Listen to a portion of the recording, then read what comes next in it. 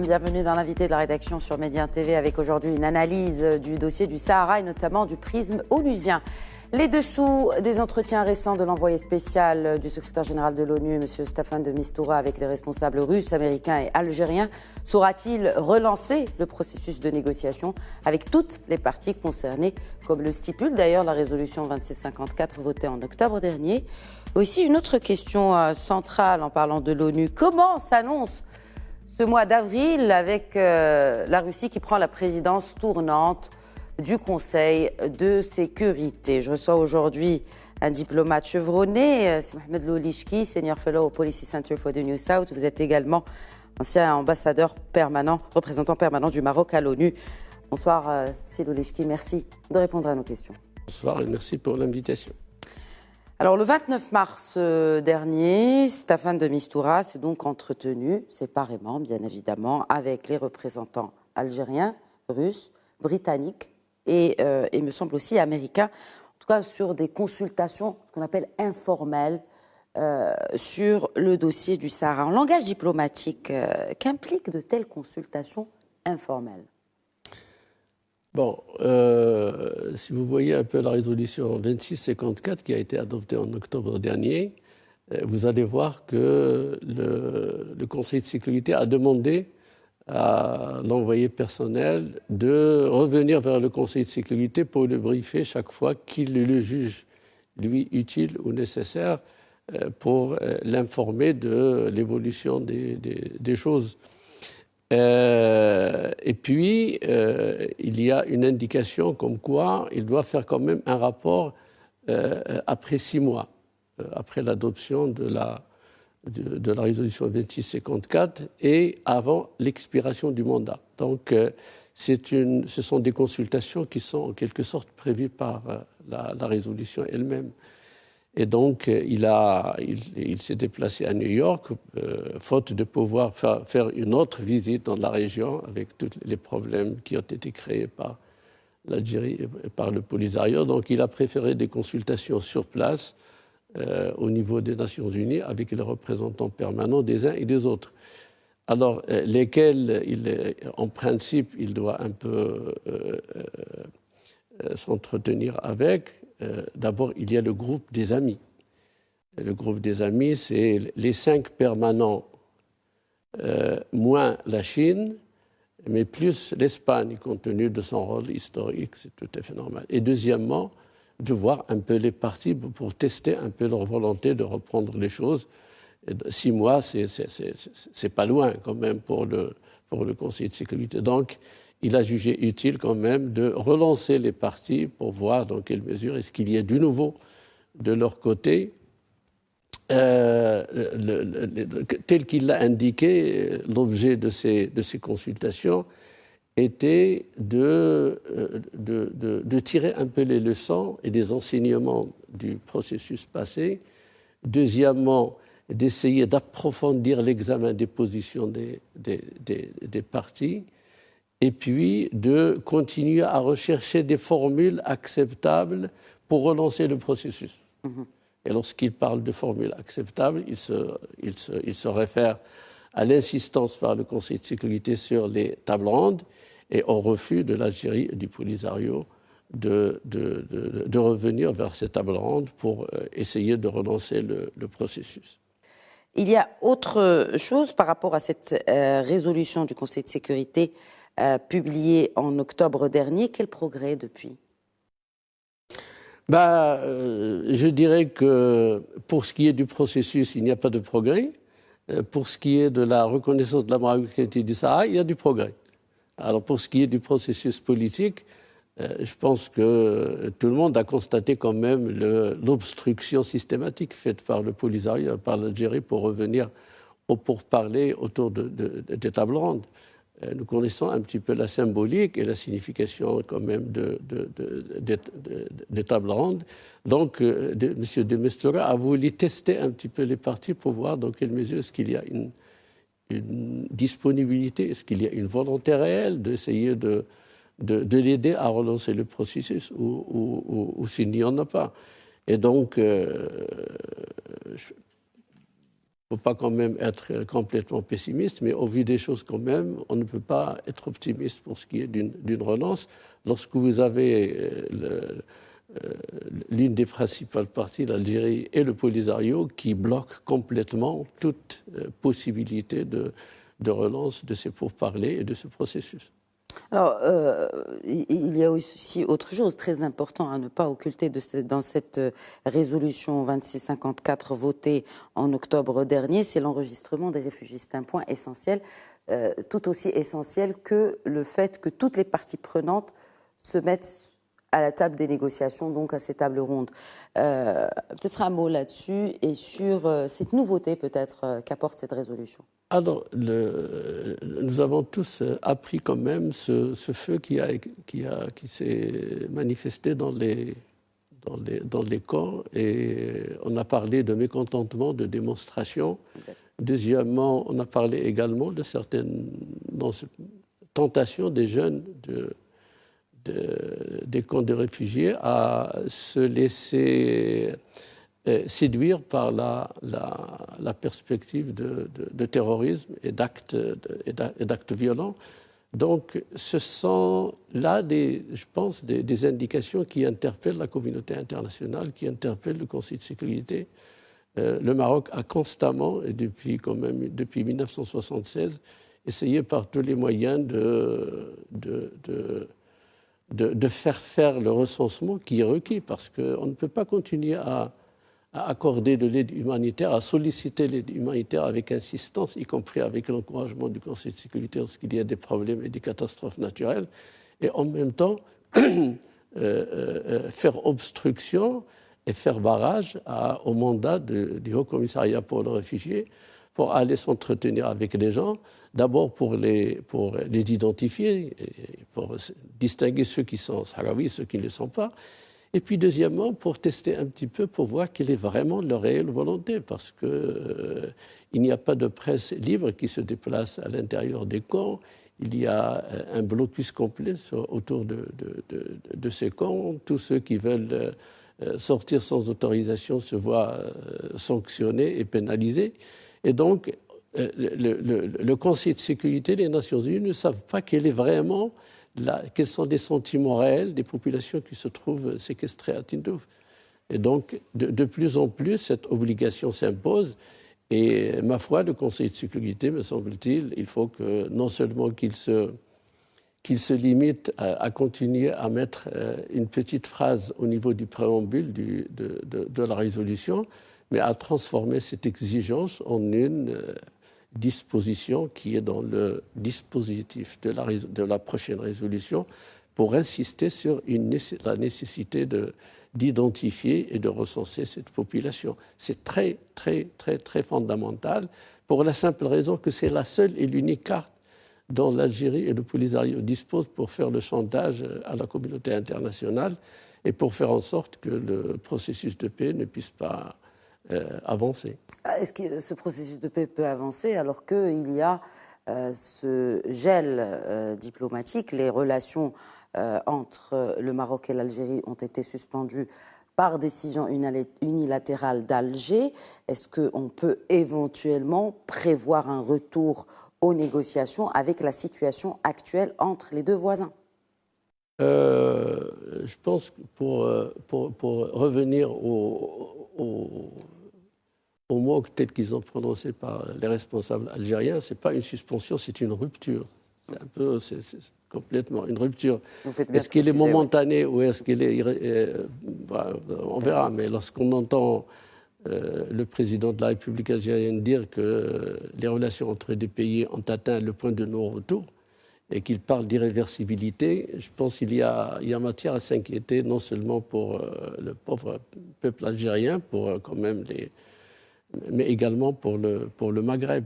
Il y a de plus en plus une volonté de fermer la porte à toute perspective d'amélioration des relations, de retour aux relations normales entre les deux pays.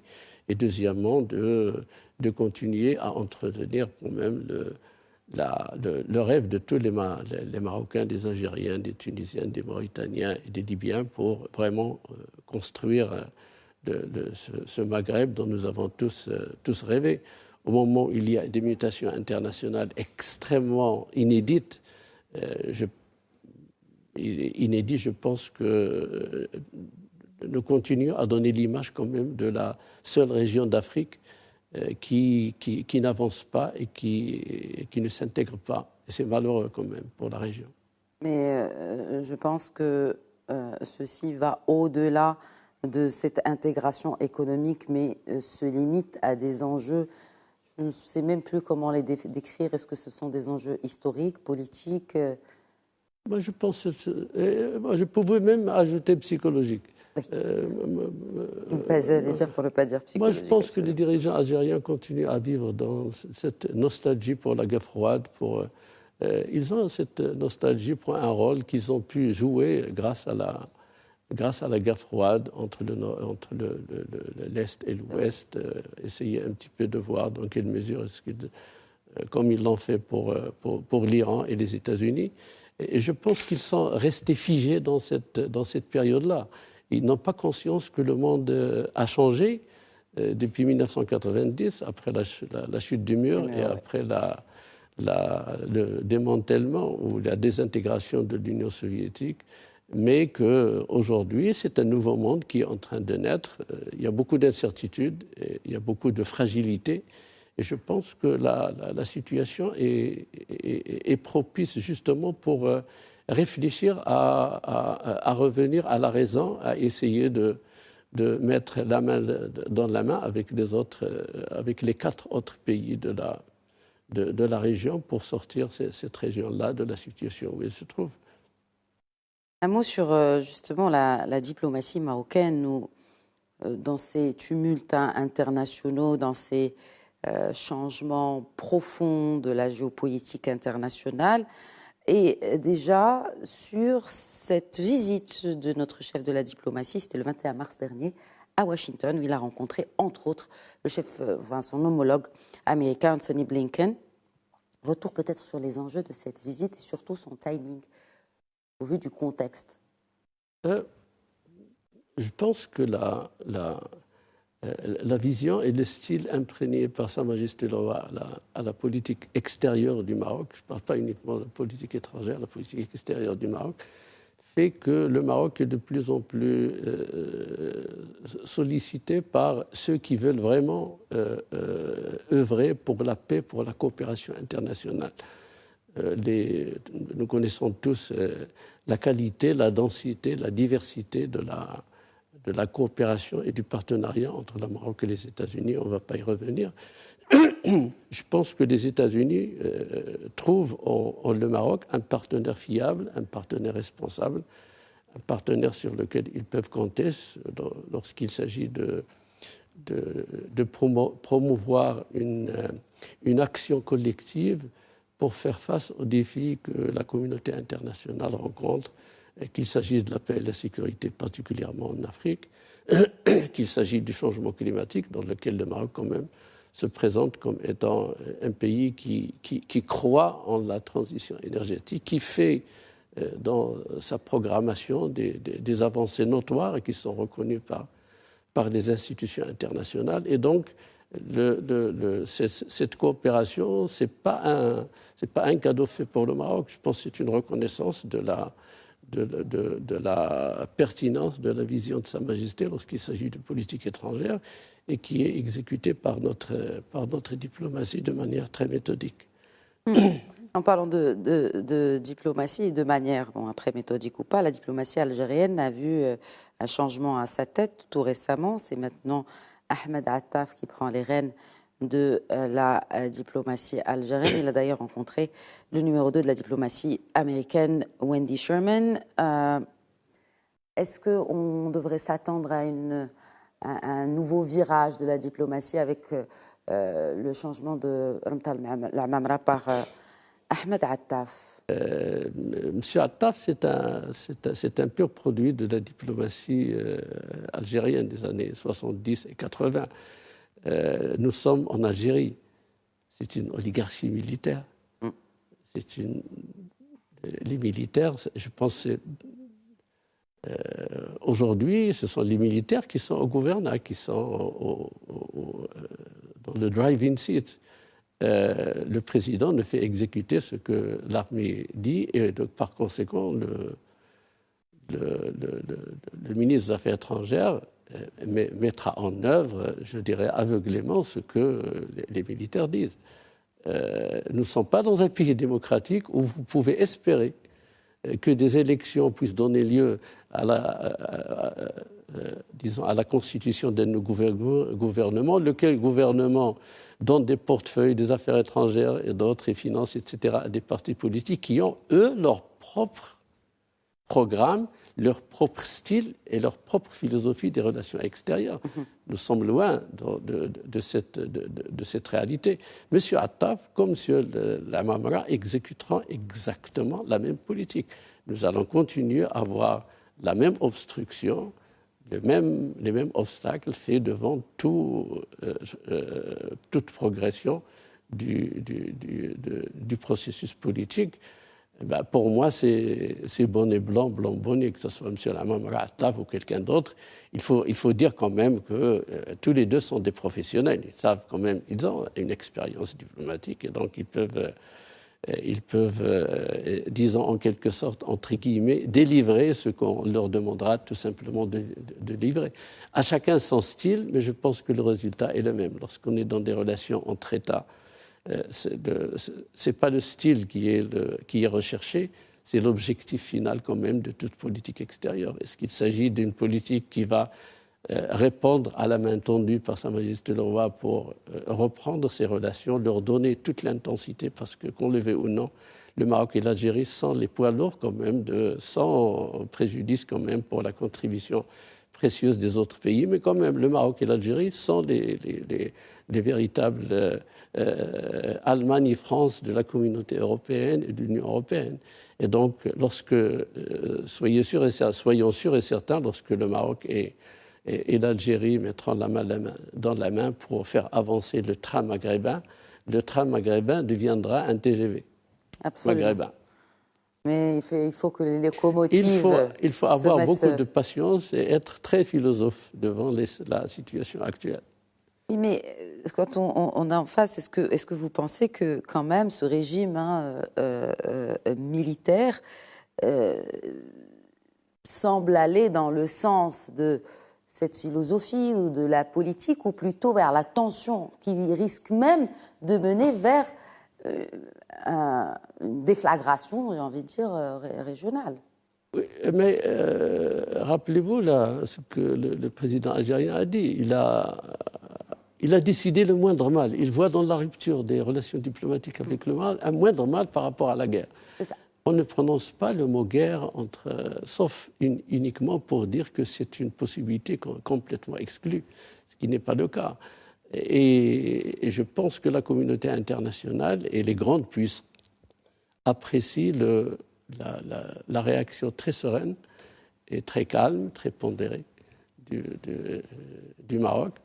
Et le fait que, malgré toutes ces gesticulations, Sa Majesté continue à dire que nous avons la main tendue, nous sommes prêts à examiner avec nos voisins et frères algériens, qu'on le veuille ou non, il reste quand même nos frères, à mettre tout sur la table. Il n'y a absolument rien, aucun sujet qui soit tabou. Le Maroc est prêt à mettre sur la table toutes les questions et à discuter de manière civilisée entre deux pays qu'ils le veuillent ou non, ils ont un avenir commun à essayer de construire. Est-ce qu'il sera construit dans notre génération? Je l'espère bien. Mais ça serait quand même malheureux de faire payer à des générations le prix d'un entêtement. Alors, d'un entêtement, et puis aussi, quand vous l'avez évoqué tout à l'heure, Mohamed Lolishki, il y a de profondes mutations sur la scène internationale. On le voit avec la guerre en Ukraine et on le voit aussi avec tous les changements qui sont en train de s'opérer du côté du Moyen-Orient. L'Arabie saoudite qui se réconcilie avec l'Iran grâce à une médiation chinoise. Bref, en tout cas, le monde ne sera plus le même dans les 6 mois peut-être à venir, voire même moins.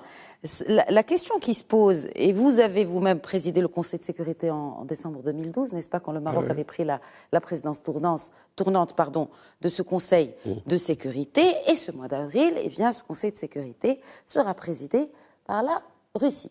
Alors, comment s'annonce ce mois d'avril avec une présidence d'un pays qui est pointé du doigt par le reste de la communauté internationale, ou presque? Bon, par la grâce de l'alphabet, le mois d'avril donne la présidence à la Russie. Lorsqu'on est membre du Conseil de sécurité, on suit alphabétiquement en quelque sorte.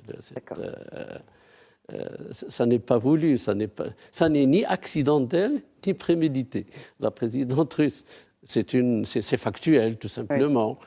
Bon, maintenant, avoir quand même un pays, une puissance qui est impliquée dans ce qu'ils appellent une opération militaire en Ukraine, qui va présider le Conseil de sécurité, la question qui vient immédiatement à l'esprit, quid de la position du président du Conseil de sécurité qui est russe, si jamais le débat ou une résolution vient devant le Conseil de sécurité. Oui.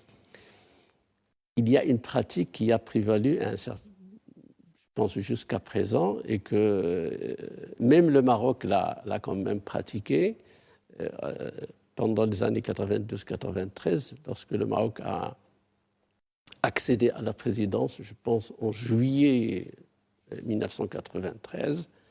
Le Maroc s'est désisté lorsque la question du Sahara marocain a été inscrite est venue pour être débattue par le Conseil de sécurité. Et c'est la Norvège qui avait pris la place. L'espace de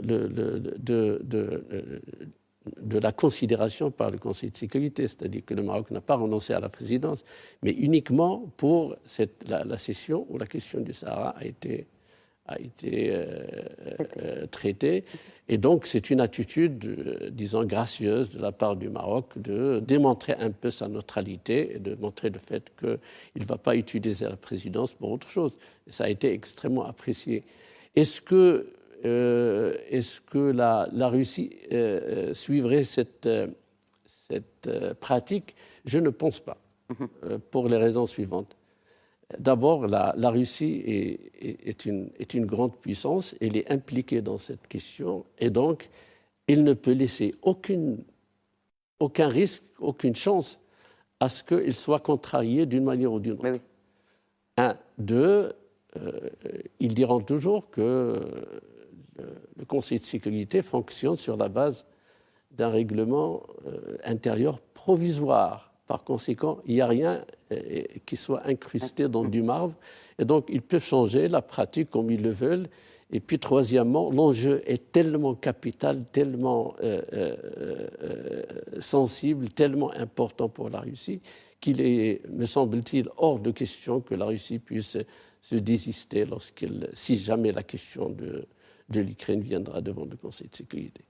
Ça entame un peu la crédibilité, ça entame quand même la perception par l'opinion publique internationale du Conseil de sécurité au moment où on dit que le multilatéralisme est en panne, qu'il est en train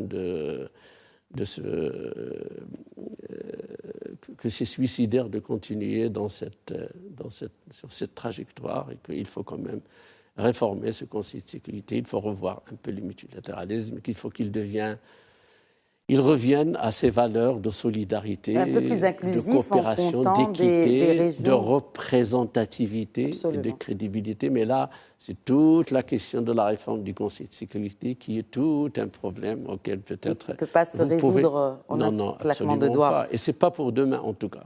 Alors, ce qui est pour demain aussi, un dernier mot justement, c'est, ou peut-être ce que vous pensez de ce que pourrait avoir l'impact des nouveaux membres de ce Conseil. Donc depuis janvier, on parle ici de l'Équateur, du Japon, Malte, Mozambique et la Suisse, donc au Conseil de sécurité pour un mandat de 2 ans. Est-ce que c'est une bonne chose? Mais déjà pour notre question, pour notre oui, c'est vrai que la configuration du Conseil de sécurité peut avoir une certaine influence sur la manière avec laquelle le Conseil de sécurité peut aborder une question. Mais je pense que pour ce qui est de la question du Sahara marocain, d'abord, pour tous ces pays que vous avez cités, les nouveaux pays, je pense qu'ils ont une attitude beaucoup plus objective, ce sont des membres qui vont faire leurs 2 années et repartir. Et donc, par conséquent, ils savent qu'il y a des constantes dans la formulation des résolutions que la communauté internationale a acceptées et encouragées. Et donc, je ne vois pas de grandes... Moi, je pense que la plupart, ce sont des pays qui entretiennent d'excellentes relations avec le Maroc, ça la Suisse, que ce soit Malte, que ce soit ce que vous avez cité. Et donc, de ce côté-là, je ne pense pas qu'il y aura une quelconque surprise. D'ailleurs, la question du Sahara marocain ne fait monter un petit peu la température qu'au Maroc et en Algérie. Pour les autres pays, ils ont d'autres, excusez-moi le terme, ils ont d'autres chats à fouetter. Il y a des enjeux beaucoup plus grands que cette question-là qui revient pendant un petit mois chaque année. Ça excite un petit peu certains membres. 2 mois en fait, c'est en octobre, un peu avant octobre oui, et un peu avant avril. Oui, auparavant, oui, lorsqu'on avait un mandat de 6 mois, oui, ça devenait 2 fois par an. Oui. Mais pour ce qui est du mandat qui s'étale sur une année, disons le véritable débat aura lieu en octobre prochain. Exact. Pour ce qui est d'avril, c'est un petit simple compte-rendu que M. de Mastura va faire au Conseil de sécurité. Il y aura un échange un petit peu, mais des petites annonces, par exemple le fait que le Polisario a finalement accepté à ce que le convoi puisse... la Minurso. Pour la Minurso, parce que c'est un grand problème. Avoir quand même des Européens, des Asiatiques et des Africains qui sont complètement dans des endroits à l'est du mur où ils ne peuvent même pas avoir de l'eau, ne peuvent pas circuler dans des voitures, ne peuvent pas mettre l'air conditionné quand même. Ça peut paraître dérisoire, mais quand même, pour des gens qui vivent depuis des années, c'est extrêmement, extrêmement important. Mais chaque fois qu'il y a des problèmes de ce genre, le Polisario et l'Algérie attendent jusqu'à la dernière seconde avant des échéances pour pouvoir ouvrir une petite fenêtre et par la suite de la refermer. C'est une gymnastique un peu... Ça devient un peu ridicule quand même qu'ils continuent à entretenir l'illusion qu'il y a le cessez-le-feu est rompu et qu'il y a 750 communiqués que personne ne suit et que... Enfin, c'est une autre dimension. Merci beaucoup. Merci, c'est Mohamed Lolishki. Merci d'avoir répondu à nos questions. Je rappelle que vous êtes Senior Fellow au Policy Center for the New South, mais vous êtes aussi anciennement ambassadeur, représentant permanent du Maroc à l'ONU de 2008 à 2014. Merci. Merci pour votre invitation. Et toujours enrichissant. Barakallahu fik. Merci à vous de nous avoir suivis. Très bonne suite des programmes.